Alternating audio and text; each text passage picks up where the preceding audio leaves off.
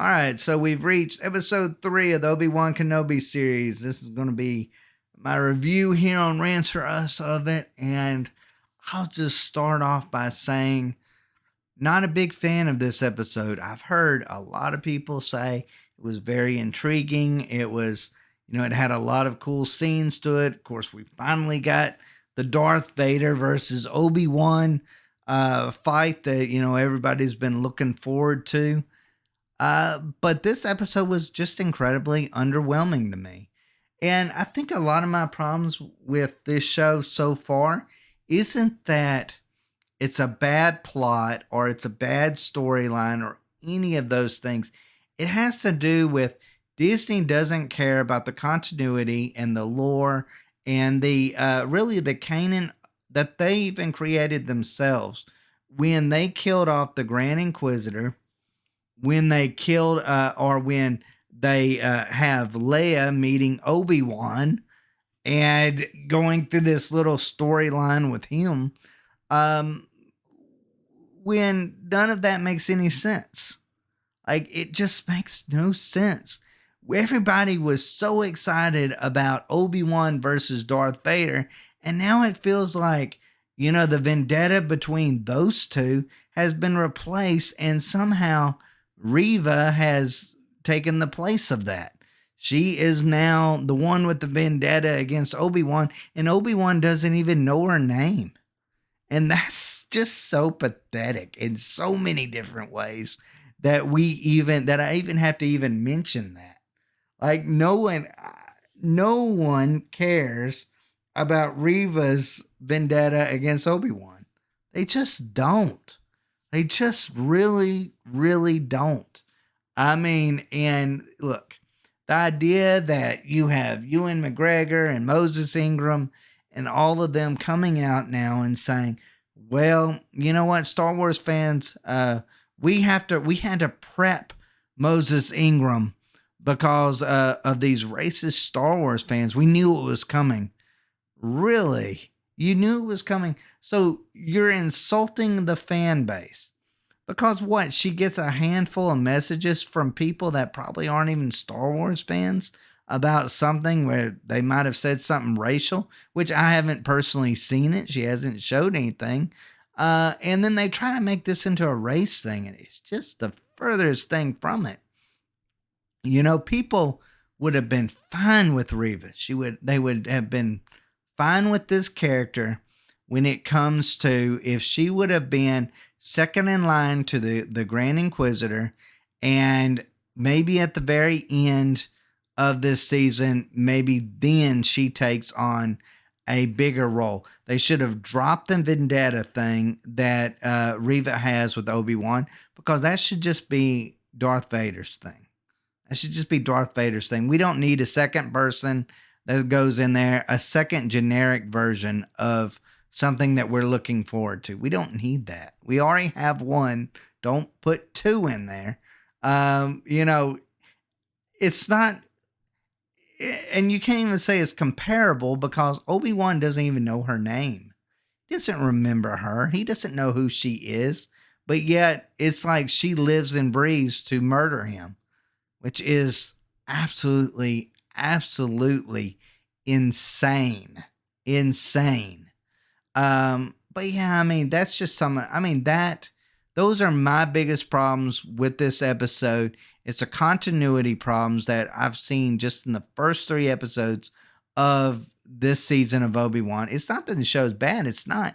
It really has a great setup. You have, of course, the Inquisitors after Obi-Wan. And if you're a fan of Rebels, you're probably a gigantic fan of the Inquisitors. You're familiar with them. They're a really cool aspect. More a show. I would have loved to have seen a Inquisitors show just by itself.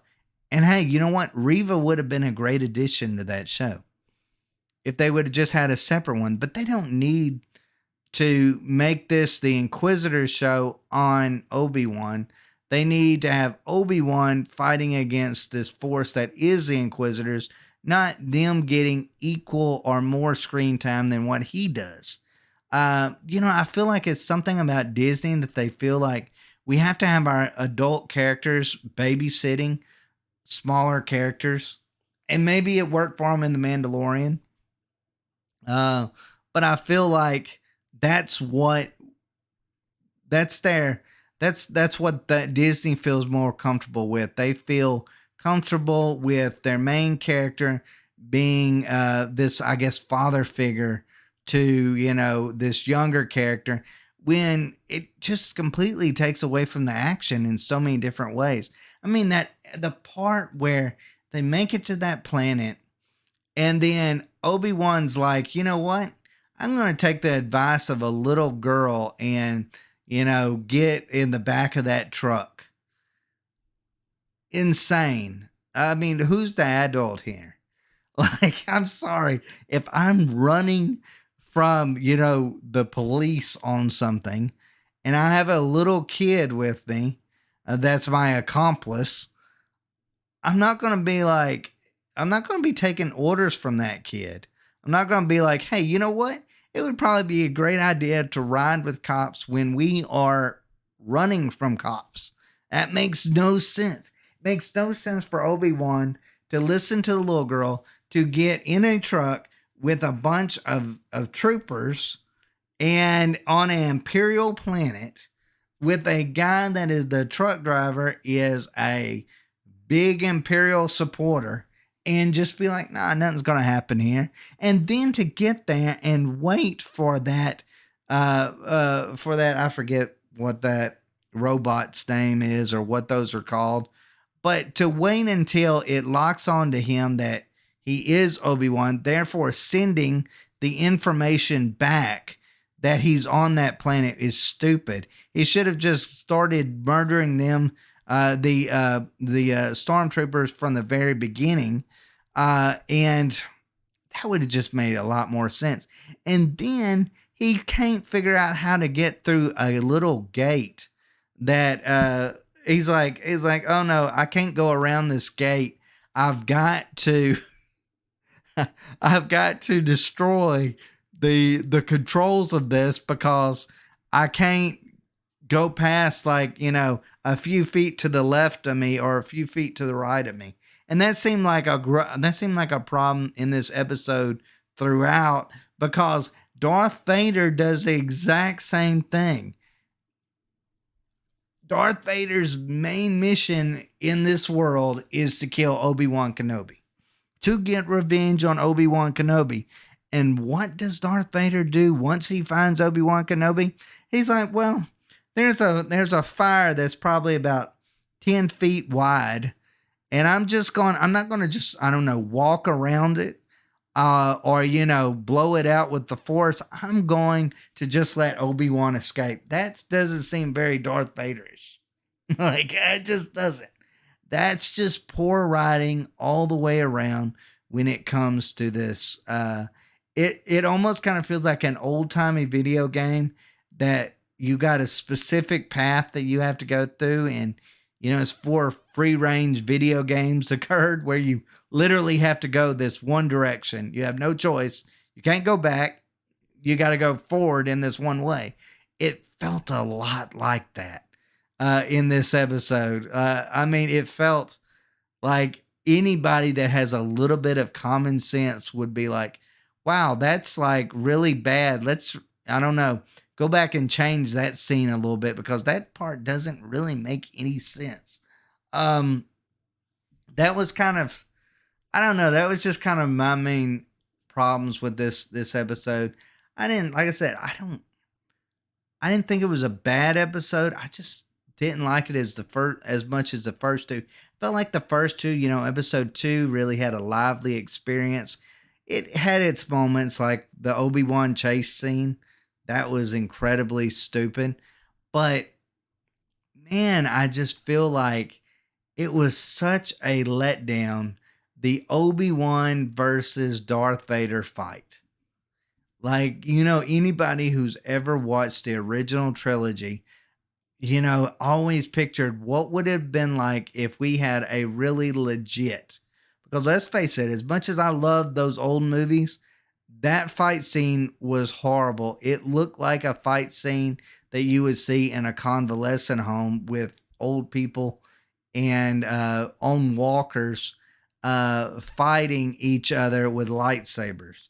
That's what it looks like in hindsight. Um, this this wasn't that much better. This was one of the worst fight scenes I've seen in even Disney Star Wars. And Disney Star Wars has given us some really cool fight scenes. Right offhand, I'm thinking of, the Ahsoka Tano versus Darth Maul. Like, I mean, we've seen some really good ones.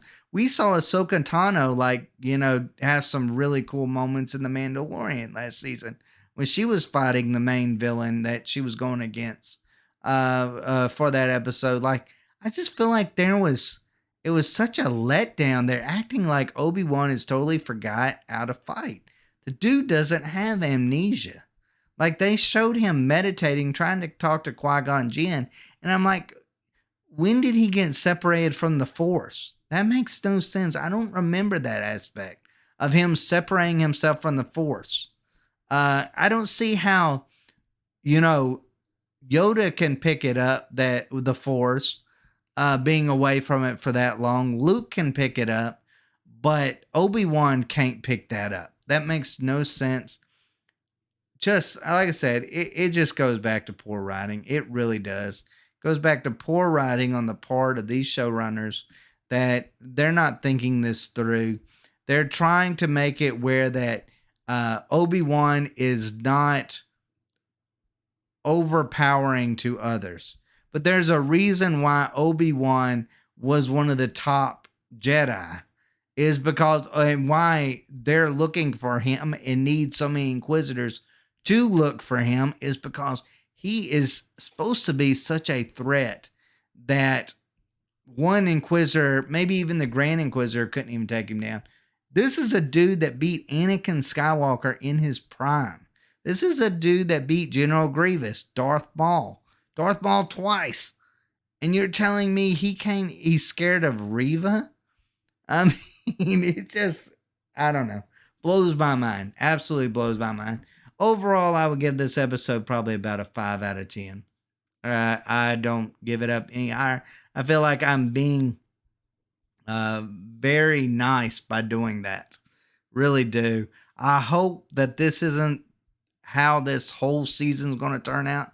I was hoping that the Leia thing would be a one and done. It doesn't look like that's going to happen.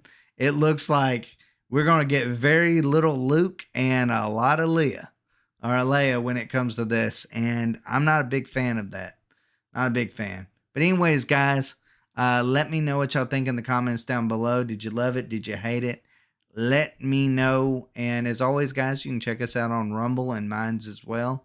Thank y'all so much for watching. Y'all take care.